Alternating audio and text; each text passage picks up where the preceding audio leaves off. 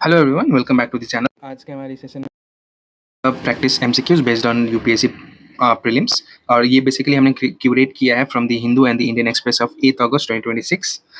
So let's see how much you all can score out of 15। 15 question है, 15 में से कितना स्कोर आप लोग कर पा रहे हैं कमेंट करके जरूर बताना।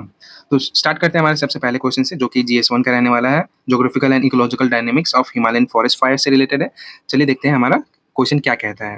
With reference to forest fire dynamics in Himalayan region, consider the following statements. The western Himalayan forest fires are primarily driven by pre-monsoon heat and high pine needle fuel loads, whereas eastern Himalayan fires are heavily influenced by atmospheric dryness combined with slash and burn cultivation practices.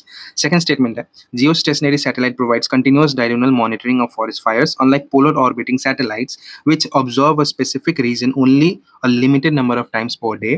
Third है, high rate of false positives in satellite-based thermal fire alerts can lead to alert fatigue among field forest staff, reducing operational responsiveness. तो आप लोगों के पास 20 seconds है इसका answer करने के लिए। So the time starts now.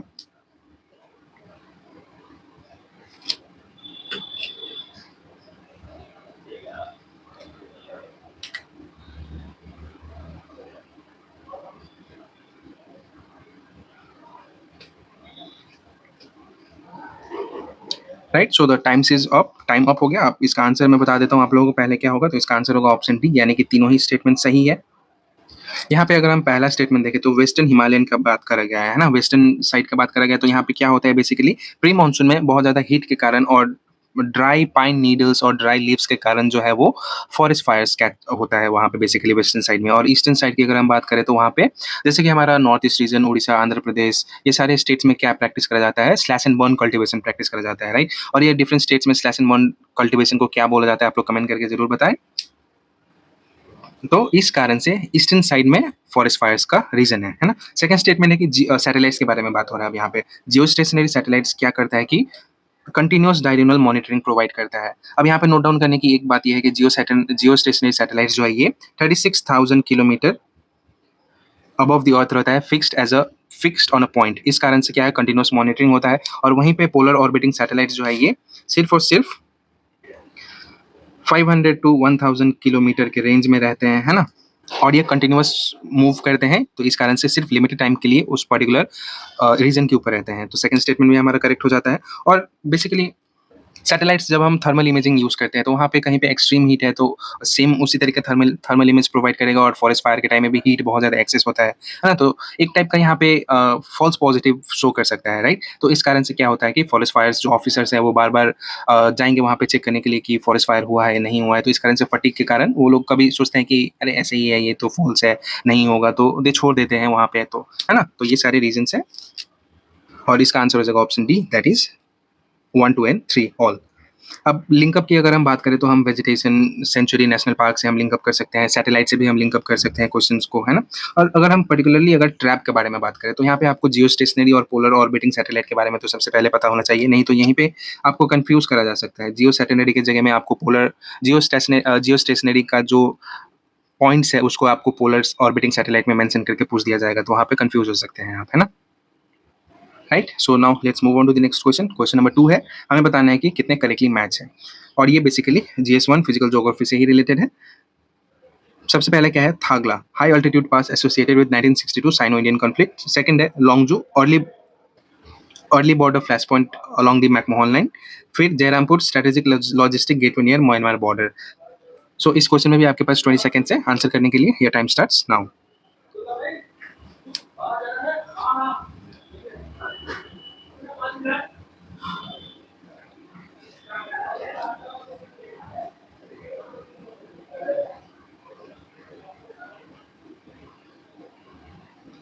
That's it, times up. इसका आंसर बता देता हूँ, तो आंसर है ऑप्शन डी, यानी कि तीनों ही जो है करेक्टली मैच्ड है। अब क्यों करेक्टली मैच है हम एक एक करके डिस्कस करते हैं। तो थागला जो है ये करेक्टली मैच है। ये थागला रीज या पास है तवांग सेक्टर अरुणाचल प्रदेश में, है ना, जो कि एक मेजर फ्लैश पॉइंट की तरह देखा गया था 1962 इंडिया चाइना वॉर के टाइम। सेकंड स्टेटमेंट भी करेक्टली मैच है। लोंगजो या फिर अपर सुबनसिरी डिस्ट्रिक्ट, यहाँ पे अपर सुबनसिरी डिस्ट्रिक्ट में है ये, है ना। और ये one of the earliest site है जहाँ पे क्लैश हुआ था इंडियन चाइनीज ट्रूप्स के बीच में 1962 वॉर। अब थर्ड स्टेटमेंट के लिए यहाँ पे एक हम स्पेसिफिक चीज़ देखेंगे, स्टिलवेल रोड बोला जाता है, जो कि हिस्टोरिकली वर्ल्ड वॉर सेकेंड से रिलेटेड है। एक हाईवे कनेक्ट करा गया था कहाँ पे, आसाम के लेदो से लेके अरुणाचल प्रदेश का जयरामपुर, और इसको कनेक्ट करा गया था कुमिंग चाइना वाया म्यांमार से, है ना। तो थर्ड स्टेटमेंट में हमारा क्या हो जाता है, करेक्ट हो जाता है। अब आपके लिए ये ट्रैप क्या हो सकता था ये पर्टिकुलर क्वेश्चन में, यहाँ पे अगर हम देखें तो आपका वेस्टर्न सेक्टर का जो पासेस है वो मेंशन करा जा सकता था यहाँ पे, जैसे कि रेजांगला पास, काराकोरम पास, है ना। और ईस्टर्न सेक्टर पासेस थांगला, बमला, टेस्ला ये सारे पासेस से आपको कंफ्यूज करा जा सकता था, right. Now let's move on to the next question, question number 3, जो कि जीएस पेपर 1 से ही रिलेटेड है। आप सोशल इशू से भी आप इसको लिंक कर सकते हैं। क्वेश्चन क्या है, with reference to social stratification and distribution among vulnerable household groups in India, consider the following statements. पहला स्टेटमेंट है, single person female headed household among destitute categories exhibit high rates of structural illiteracy and social isolation, marking cash or food assistance an economic resource beyond basic nutrition. Second statement है, Antodaya Anna Yojana historically maintained a household balance allocation rather than a strict per capita allocation, specifically to protect small destitute households without earning members. Right? Same 20 seconds आपके पास, your time starts now.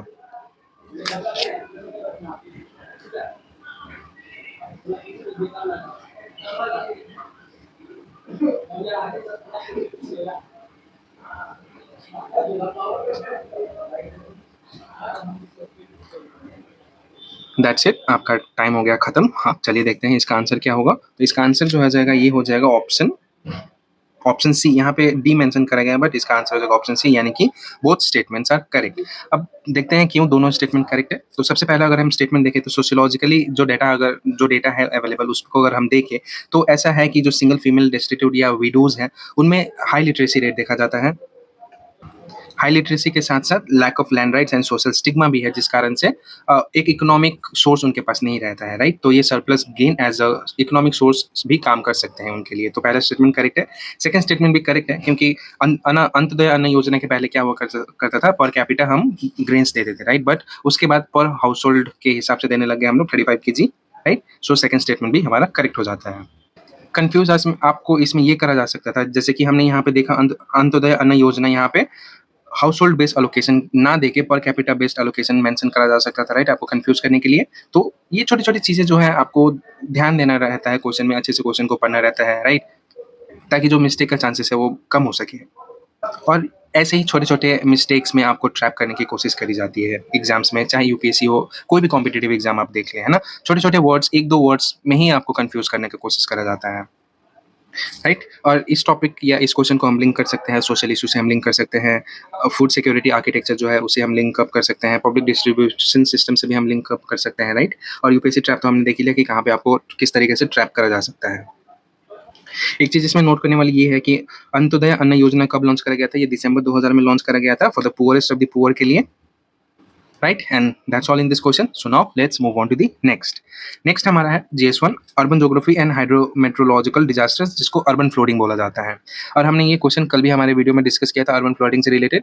और basically अभी news में बहुत है, क्योंकि बारिश का मौसम है, बारिश आते ही जो मेट्रोपॉलिटन सिटीज़ है, बेसिकली एनसीआर, गुड़गांव, बेंगलुरु, वहाँ पे आप देखते ही हैं क्या हाल हो जाता है। थोड़ा सा बारिश होता नहीं है कि पूरा फ्लड एकदम, है ना। तो क्या रीजन है वो सारे फ्लडिंग का, ये भी हम इस क्वेश्चन के थ्रू जानेंगे, राइट। तो क्वेश्चन है flash urban flooding metropolitan regions during heavy monsoon spells primarily क्यों एग्रीवेट होता है। तो पहला स्टेटमेंट है loss of natural urban sponge spaces due to high surface imperviousness. Second है encroachment of natural drainage channels and storm water outfalls. Third है rapid run off concentration caused by high intensity short duration rainfall events. Same, आपके पास 20 seconds, your time starts now.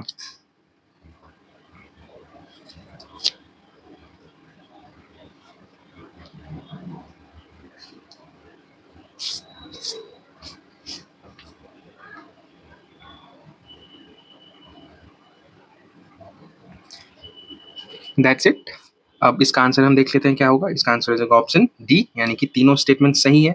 क्यों सही है तीनों statement, क्योंकि urban areas में आजकल क्या होता है कि जो पोरस सरफेस अवेलेबल नहीं रहता है ना। हर जगह क्या है, कंक्रीट अवेलेबल है, तो कंक्रीट स्लैब है, कंक्रीट हर जगह। तो उससे क्या होता है कि वाटर एब्जॉर्बिंग कैपेसिटी जो है वो रिड्यूस हो जाता है, उस कारण से ग्राउंड वाटर भी रिचार्ज नहीं होते, एक ये प्रॉब्लम हो गया, और दूसरा फ्लडिंग का प्रॉब्लम बढ़ जाता है ना। तो ये एक रीजन हो गया। सेकंड है स्पॉन्ज स्पेसेस भी कम होते जा रहे हैं, जैसे कि जो वेटलैंड्स होते हैं सिटीज़ में वो भी एनक्रोच करे जा रहे हैं, है ना? जैसे कि थोड़ा-सा ड्राई होता नहीं है कि समर टाइम है तो उसको एनक्रोच कर लिया जाता है। तो ये एक भी मेन रीज़न है और एक पॉइंट से हमने 2 पॉइंट को डिस्कस कर लिया, राइट?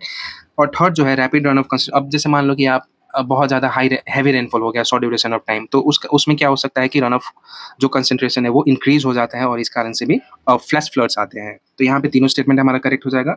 लिंक हम कर सकते हैं इसको सस्टेनेबल अर्बन ड्रेनेज सिस्टम से हम लिंक कर सकते हैं, hydrological cycle, urban flash flooding से भी हम लिंक अप कर सकते हैं। ट्रैप यहाँ पे आपको ये करा जा सकता था कि रिवराइन फ्लडिंग और अर्बन फ्लैश फ्लड्स में आपको कंफ्यूज करा जा सकता था, है ना? स्पॉन्ज सिटी का कंसेप्ट है यहाँ पे, जैसे कि वेटलैंड्स अभी हमने डिस्कस किया, permeable pavements, rain gardens and wetland restorations, ये सब नेसेसरी है ताकि अर्बन एरियाज में जो फ्लैश फ्लड्स होते हैं, अर्बन फ्लडिंग होते हैं, उनको रिड्यूस करा जा सके। अब नेक्स्ट क्वेश्चन डिस्कस करते हैं, GS2 right to act versus digital personal data protection act 2023। Question क्या दिया है, intersection between the right to information act 2025 and DPDP act 2023 statement दिए हुए हैं, तीन क्या दिए देखते हैं। Section 44 of the DPDP act amend section 8 clause 1 clause J of the RTI act 2005 to remove public interest exception for disclosing personal information. Second, while the RTI Acts cover information in both physical and digital form, the DPDP Acts applies exclusively to digital personal data or non-digital data that is subsequently digitized. Third, under the Indian legal framework, if a later central law contains an explicit blanket prohibition that conflicts with an earlier central law, the doctrine of implied repeal or statutory harmonization is applied by the judiciary. तीन statements, question आपके पास है, 20 seconds आपके पास time है, answer now.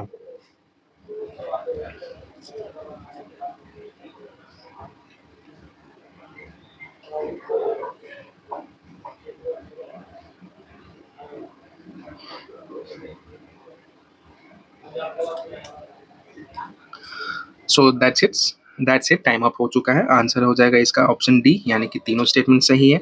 क्यों सही है? क्योंकि जो डिजिटल डेटा प्रोटेक्शन एक्ट है उसमें एक क्लॉज ऐसा मेंशन करा गया है जो कि है सेक्शन 44। ये क्या करता है, पहले RTI एक्ट में क्या होता था, आपका पर्सनल इन्फॉर्मेशन को भी डिस्क्लोज करा जा सकता था अंडर सर्टेन सर्कमस्टेंसेज, बट अब वो क्लॉज को हटा दिया गया है। इस कारण से पहला स्टेटमेंट हमारा करेक्ट हो जाता है। सेकंड स्टेटमेंट भी करेक्ट है, क्योंकि RTI एक्ट क्या है, आपका ये डिजिटल रिकॉर्ड हो या पेपर बेस्ड रिकॉर्ड हो, ये सब पे अप्लाई होता है। But digital personal data protection act जो है ये एक्सक्लूसिवली सिर्फ डिजिटल डेटा के लिए रखा गया है। और थर्ड स्टेटमेंट में हमारा करेक्ट है। हार्मोनाइजेशन क्या है, जिसमें कि जैसे मान लो दो सेंट्रल लॉज है, उसमें कॉन्फ्लिक्ट आ गया तो उसमें क्या होता है, later laws repeals the earlier conflicting law. ठीक है, लिंक हम कर सकते हैं राइट टू प्राइवेसी से भी हम लिंक अप कर सकते हैं, क्योंकि digital personal data protection act जो है वो राइट टू प्राइवेसी से रिलेटेड ही है। हम RTI से भी रिलेट कर सकते हैं, इंफॉर्मेशन कमिश्नर से भी रिलेट कर सकते हैं। ठीक है, इसमें आपको ट्रैप कहाँ पे करा जा सकता था, तो जैसे कि यहाँ पे मेंशन करा गया है, DPDP एक्ट क्या है, applies to all paper records in India automatically, right. But ये क्या हो जाएगा, गलत है। ऑल पेपर रिकॉर्ड्स पे नहीं अप्लाई होता है DPDP एक्ट, ओनली डिजिटाइज पे अप्लाई करते हैं हम। ठीक है, और ये राइट टू प्राइवेसी का बात हमने यहाँ पे किया है, तो राइट टू प्राइवेसी से एक इंपॉर्टेंट जजमेंट भी है सुप्रीम कोर्ट का, जो कि है पुत्तुस्वामी जजमेंट, जहाँ पे सुप्रीम कोर्ट ने राइट टू प्राइवेसी को फंडामेंटल राइट स्टैब्लिश किया था अंडर आर्टिकल 21। नेक्स्ट क्वेश्चन है, trilateral regional security architecture the MECA joint defence agreement. अब रिसेंटली हमने न्यूज़ में देखा कि सऊदी अरेबिया और कुछ कंट्रीज ने मिलकर एक अग्रीमेंट साइन किया है, राइट। तो चलिए देखते हैं क्या मेंशन करेगा यहाँ पे। मेका जॉइंट डिफेंस अग्रीमेंट साइंड अभी अगस्त 2026 में ही हुआ है। पहला स्टेटमेंट है, it is a trilateral agreement between Saudi Arabia, Turkey and Pakistan. The agreement contains a collective defence clause establishing that N armed attack against one signatory will be considered an attack against all. Third है, Turkey is a member of NATO, Pakistan is a nuclear armed non-NATO state, and Saudi Arabia is a leading Gulf Cooperation Council state. Same यहाँ पे आपको 20 seconds मिलते हैं, आप लोग answer कर सकते हैं।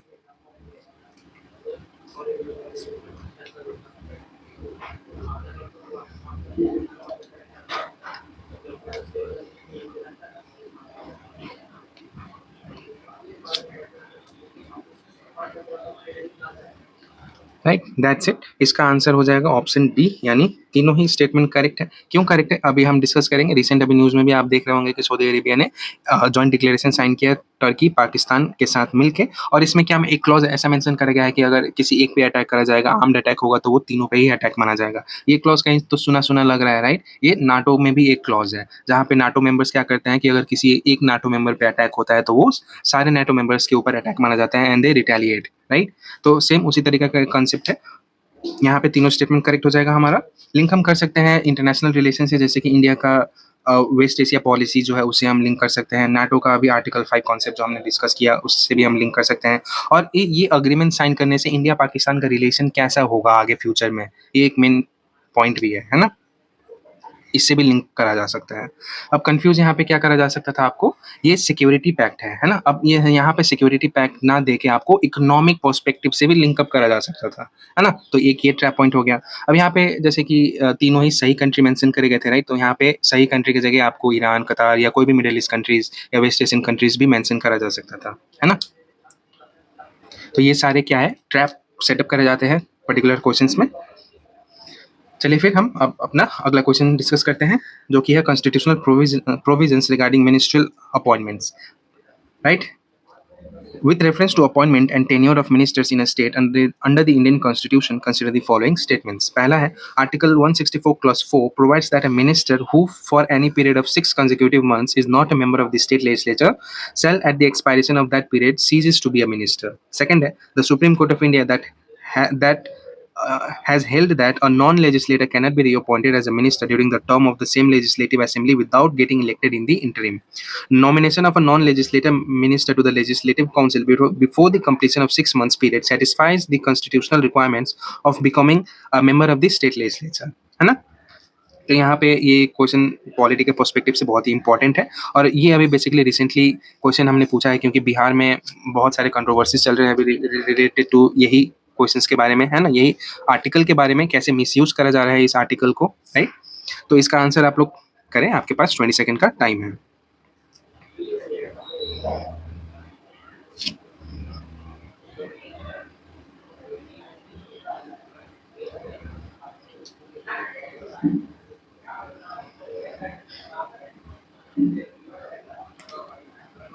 दैट्स इट, टाइम खत्म हो चुका है। आंसर हो जाएगा इसका ऑप्शन डी, यानी कि तीनों का तीनों स्टेटमेंट सही है। क्यों सही है, क्योंकि आर्टिकल 164 क्लॉज स्पेसिफिकली मेंशन करता है कि अगर 6 महीने तक आप बन सकते हैं, मिनिस्टर बन सकते हैं, सीएम बन सकते हैं, ठीक है, बट 6 महीने बाद अगर आप इलेक्ट नहीं हुए तो आप फिर कुछ नहीं रहेंगे, राइट। तो पहला स्टेटमेंट सही है, सेकंड स्टेटमेंट भी हमारा सही है, थर्ड स्टेटमेंट भी हमारा सही है। क्यों सही है, क्योंकि मान लो अगर आप यहाँ पे क्या बोला गया, आपको इलेक्ट होना है to the state assembly, right. अगर कहीं पे बाइकैमरलिज्म है, कहीं पे 2 हाउसेस है कोई भी स्टेट में, राइट। तो अपर हाउस में क्या होता है, नॉमिनेशन की जरूरत रहती है, लोअर हाउस में इलेक्शंस की जरूरी रहती है ना।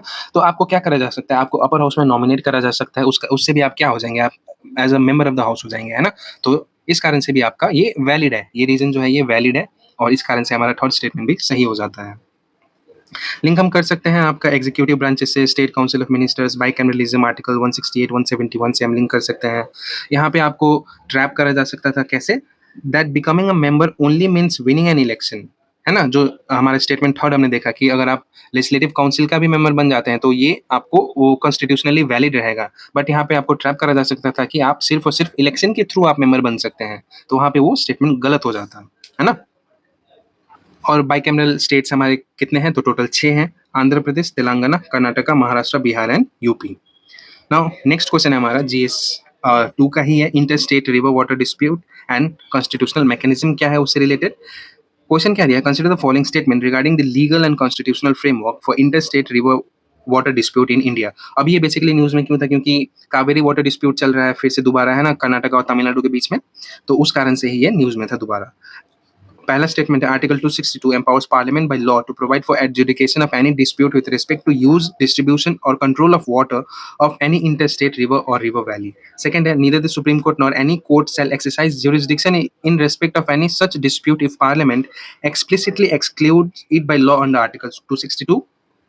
Third है, order passed by an interstate water dispute tribunal under the Interstate River Water Dispute Act 1956, once published in the official gazette, carry the same force as an order or decree of the Supreme Court, है ना? 20 second से आपके पास आपका time start होता है अब।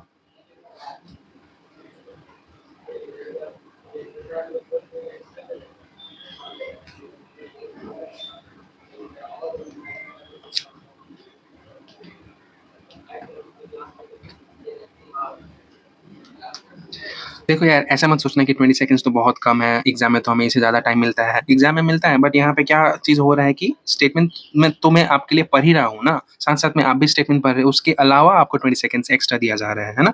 तो ये एक टाइप से एग्ज़ाम पर्सपेक्टिव के लिए भी इम्पोर्टेंट है, टाइम मैनेजमेंट बहुत ज़रूरी है, क्योंकि एक रीडिंग में ही हम पेपर कंप्लीट नहीं करते हैं, हमको 2 रीडिंग, 3 रीडिंग करना पड़ता है, राइट? तो उसके लिए हमें टाइम मैनेजमेंट आना बहुत ज़रूरी है।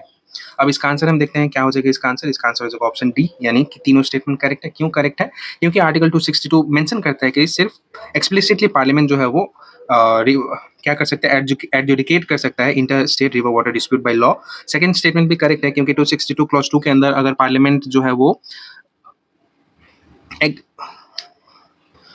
सुप्रीम कोर्ट या कोई भी कोर्ट का ज्यूरिसडिक्शन जो है वो हटा सकते हैं, है ना? ये रिवर डिस्प्यूट से, और ऐसा हुआ भी है। थर्ड स्टेटमेंट भी हमारा करेक्ट है, क्योंकि interstate river water dispute act 1956 जो है, ये एक बार पब्लिश कर दिया जाता है ऑफिशियल गैजेट में, तो एज अ सुप्रीम कोर्ट का ऑर्डर या डिक्री जैसा ही माना जाता है इसमें, है ना? स्टेट्स को जो है वो फॉलो करना पड़ता है उस ऑर्डर से। लिंक हम कर सकते हैं फेडरलिज्म जो हमारा 7th शेड्यूल से भी हम लिंक अप कर सकते हैं, है ना? एंट्री 56 में मेंशन करा गया है यूनियन लिस्ट में, और एंट्री 17 में मेंशन करा गया है जो कि स्टेट लिस्ट है, ठीक है? Entry 7 state list, water supplies, irrigation, canals and drainage. Entry 56 union list, regulation and development of inter state river and river valleys के बारे में बात करा गया है, right? So now let's move on to the next question. ये basically हमारा GS3 का क्वेश्चन है, ना कि GS2। Bilateral investment treaties and outward foreign direct investment. Question है, with reference to India's model bilateral investment treaty and foreign direct investment dynamics, consider the following statement. Option है, outward foreign direct investment by Indian companies increases capital outflow, which can put depreciation pressure on the Indian rupee in the foreign exchange market.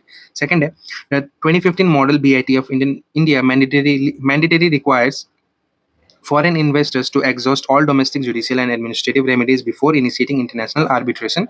Third, re-evaluating the model BIT aims to strike a balance between safeguarding foreign capital in India and providing legal protection of Indian multinational firms investing overseas.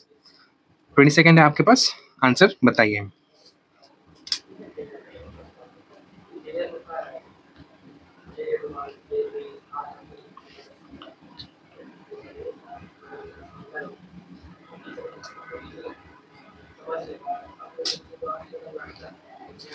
That's it. अब इसका answer देखते हैं हम। Answer हो जाएगा option D, यानी all 1, 2 and 3 is correct. अब क्यों करेक्ट है, एक एक स्टेटमेंट को हम पहले एक्सप्लेन करेंगे। पहला है कि हाई आउटवर्ड एफडीआई का क्या मतलब है।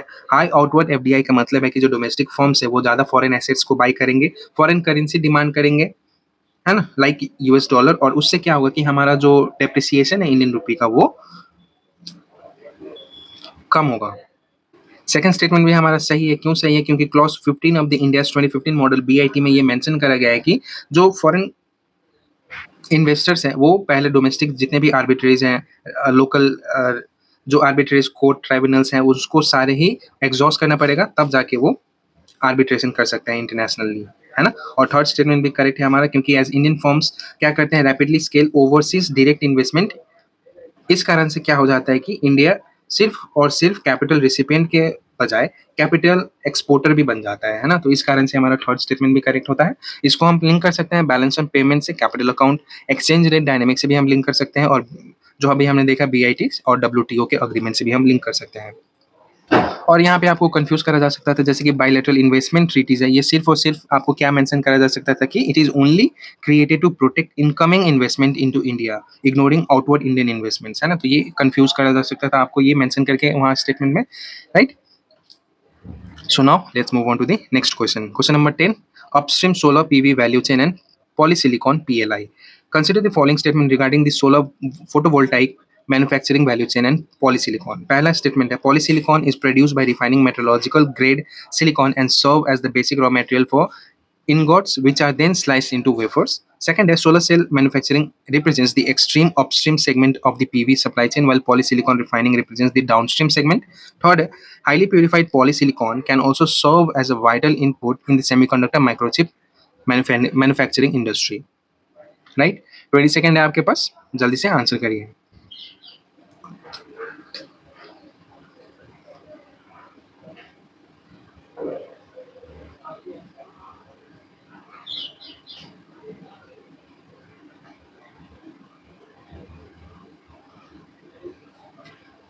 चलिए देखते हैं इसका आंसर क्या हो जाएगा। इसका आंसर हो जाएगा ऑप्शन बी यानी कि 1 एंड 3।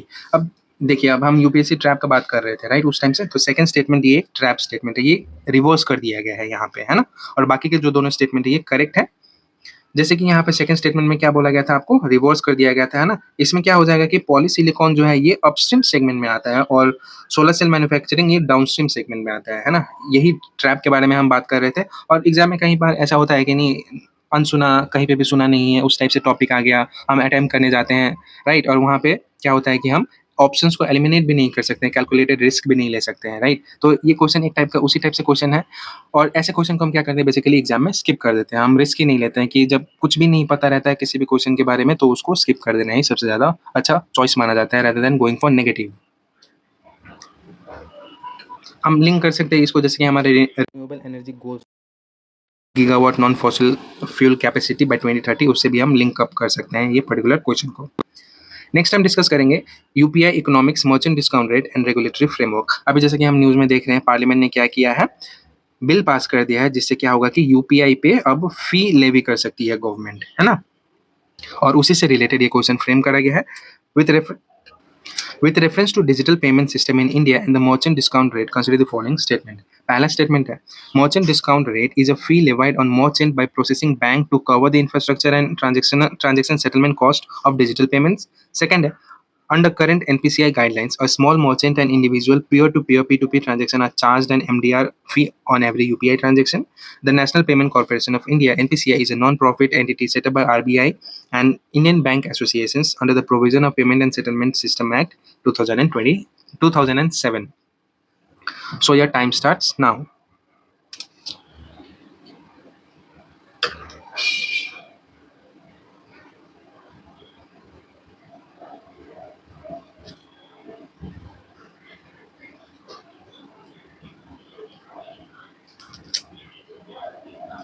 चलिए इसका आंसर देख लेते हैं क्या हो जाएगा। इसका आंसर हो जाएगा option A, that is 1 and 3 only. Option 2 जो है इसमें भी आपको ट्रैप करा गया है। कैसे ट्रैप करा गया है, एनपीसीआई गाइडलाइंस के तहत small merchants and individual peer to peer transaction पे किसी भी टाइप का फी लेवाई नहीं होता है ना। और यहाँ पे क्या दिया गया था, चार्ज करा जाता है बोला गया था राइट। तो ये स्टेटमेंट गलत हो जाता है।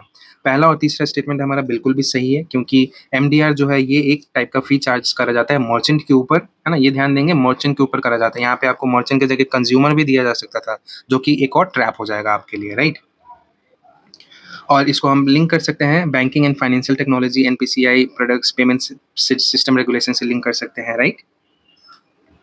अब जीरो एमडीआर पॉलिसी जो है ये कब इंट्रोड्यूस करा गया था, ये इंट्रोड्यूस करा गया था 2020 में, ताकि यूपीआई और रुपए जो कार्ड्स हैं, डेबिट कार्ड्स हैं, उनको प्रमोट करा जा सके। डिजिटल एडॉप्शन को एक्सेलरेट करने के लिए इंट्रोड्यूस करा गया था। So moving on to the next question now, question number 12, autonomous AI agents in cyber security alignment risk. In the context of recent developments in artificial intelligence and cybersecurity, what does the term AI agent alignment failure refers to? Your time starts now.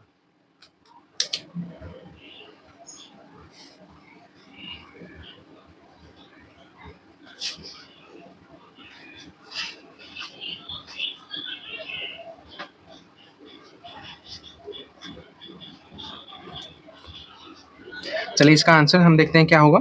इसका answer हो जाएगा option B, यानी कि an autonomous AI agent pursuing its assigned objective in an unintended manner that violates program safety और ethical concerns. इसको क्या बोला जाता है, एआई एजेंट अलाइनमेंट फेलियर बोला जाता है।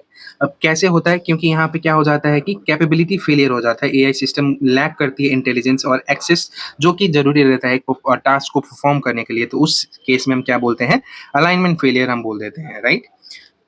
और इसको हम लिंक कर सकते हैं आर्टिफिशियल इंटेलिजेंस से, एलएलएमएस या एलएलएमएस, है ना, large language models versus autonomous agents right.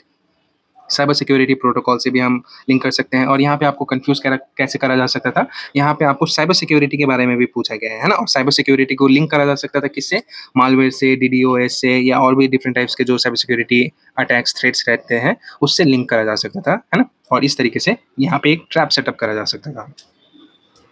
So now our next question, small modular reactor and exclusion zone regulation. With reference to small modular reactors and nuclear power development in India, consider the following statement.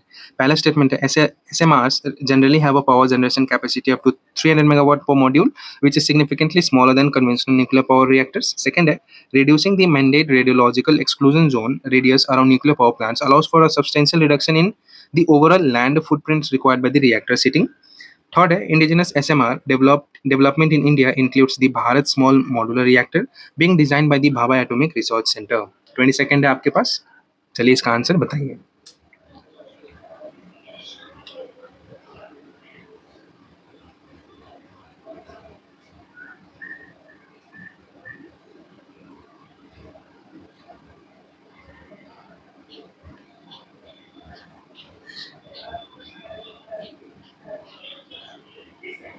That's it. तो इसका answer हो जाएगा option D, यानी कि तीनों statement सही है.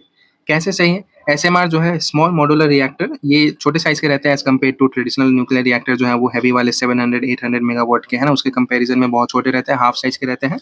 पहला स्टेटमेंट हमारा करेक्ट है. सेकंड स्टेटमेंट भी करेक्ट है, क्योंकि जो ट्रेडिशनल न्यूक्लियर रिएक्टर जो रहते हैं उनको 1 किलोमीटर का एक्सक्लूजन जोन चाहिए रहता है, और as compare to small modular reactor हम देखें तो यहाँ पे 500 मीटर का एक्सक्लूजन जोन भी सफिशिएंट रहता है ना. तो इस कारण से सेकंड स्टेटमेंट में हमारा करेक्ट हो जाता है. थर्ड स्टेटमेंट भी करेक्ट है, क्योंकि बार्क जो है ये एक्टिवली डेवलप कर रहा है हमारा indigenously SRM Bharat small modular reactor, जो कि high temperature gas cooled reactor होने वाला है ना. और इसको हम लिंक कर सकते हैं न्यूक्लियर एनर्जी से related, fusion, fission, science and tech, ये सारे टॉपिक से हम लिंक कर सकते हैं. और यहाँ पे कंफ्यूज आपको करा जा सकता था, जैसे कि स्मॉल मॉड्यूलर रिएक्टर को फ्यूजन बेस्ड या फिशन बेस्ड रिएक्टर बताया जा सकता था, है ना. तो ये सारे टाइप के ट्रैप जो है वो सेटअप करे जा सकते हैं. नेक्स्ट हम देखेंगे ultra process food and public health and nutritional security से रिलेटेड है. GS3 में इंक्लूड करा जा सकता है ये क्वेश्चन को. Consider the following statement regarding ultra process food and public health regulations. पहला स्टेटमेंट है ultra process foods are industrial formulation made mostly or entirely from substances extracted from food, often containing additives like flavor enhancers, colorants and emulsifiers. Second है the Economic Survey of India has advocated for front of pack labeling, an explicit legal definition for high in fat, sugar or salts food to curb rising metabolic diseases. Third, under current WHO guidelines, ultra processed foods are recommended as a cost effective fortified substitutes to eradicate micronutrient deficiencies in school meal programs. 20 seconds है आपके पास, your time starts now.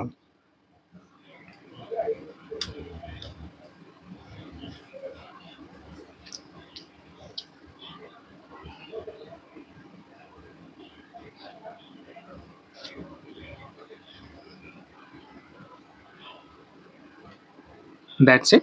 चलिए इसका answer देखते हैं. इसका answer हो जाएगा option D, option A, यानी कि ओनली 1 एंड 2. अब यहाँ पे सिंपल सी एक बात समझने की जरूरत है. अगर स्टेटमेंट 3 आप देखें तो यहाँ पे क्या बोला है, according to current WHO guidelines ultra process foods को क्या करा जाता है, रेकमेंड करा जाता है कहाँ पे, स्कूल मील प्रोग्राम्स में. तो आप एक सिंपल सा सोचो ना आप कि अल्ट्रा प्रोसेस फूड को हम स्कूल मील में क्यों इंट्रोड्यूस करेंगे, जबकि वो हेल्थ के लिए बेनिफिशियल नहीं है, डेंजरस है, बहुत सारे डिफरेंट डिजीज का कॉज होता है ना. तो उसको हम क्यों इंट्रोड्यूस करेंगे, राइट. तो इससे भी अगर हम देखें तो स्टेटमेंट 3 एलिमिनेट हो जाता है. तो यहाँ से स्टेटमेंट 3 एलिमिनेट कर देंगे तो डायरेक्टली ऑप्शन ही हमारा आंसर आ जाएगा, है ना. अब यहाँ पे एक चीज जानने वाली बात है कि अल्ट्रा प्रोसेस फूड जो है, ultra process food and process food में सिमिलैरिटीज नहीं है, दोनों डिफरेंट प्रोडक्ट हैं, ठीक है. और यही एक टाइप से ट्रैप भी सेटअप करा जा सकता था कि दोनों को सिमिलर बता दिया जाए एक सेंस में, है ना. तो ये गलत हो जाता. सिंपल प्रोसेसिंग जैसे कि ड्राइंग, पैस्चराइजेशन, फ्रीजिंग, ये बेनिफिशियल होता है. और अगर हम ऑन द अदर हैंड देखें अल्ट्रा प्रोसेस फूड, तो उसमें केमिकल्स का यूज करा जाता है जो कि हमारे हेल्थ के लिए हार्मफुल होता है ना. तो इस कारण से ये एक टाइप से ट्रैप हो सकता था आप लोगों के लिए ये पर्टिकुलर क्वेश्चन में. लिंक हम कर सकते हैं economic survey highlights non communicable diseases, फसाई का जो रेगुलेशंस हैं, है ना. अब नेक्स्ट हमारा क्वेश्चन है क्वेश्चन नंबर 15. ये एथिक्स का क्वेश्चन है. ये क्वेश्चन आप लोगों के लिए होमवर्क रहने वाला है. आप लोग मुझे कमेंट करके बताएं इसका आंसर क्या होगा. सही क्वेश्चन को मैं हार्ड कर दूंगा ताकि आप लोगों को भी पता चल जाए सही आंसर क्या है ये पर्टिकुलर क्वेश्चन का. So that's all in this session. आप लोगों को हमारा ये सेशन इंटरेस्टिंग एंड इंटरैक्टिव लगा हो तो कमेंट करके जरूर बताएं. लाइक करें वीडियो को, अपने फ्रेंड्स के साथ भी शेयर करें और सब्सक्राइब बटन दबाना ना भूलें ताकि आप लोगों को हमारा अगला वीडियोस को नोटिफिकेशन मिलते रहे. मिलते हैं जल्दी अगले वीडियो में, तब तक के लिए बने रहें हमारे साथ.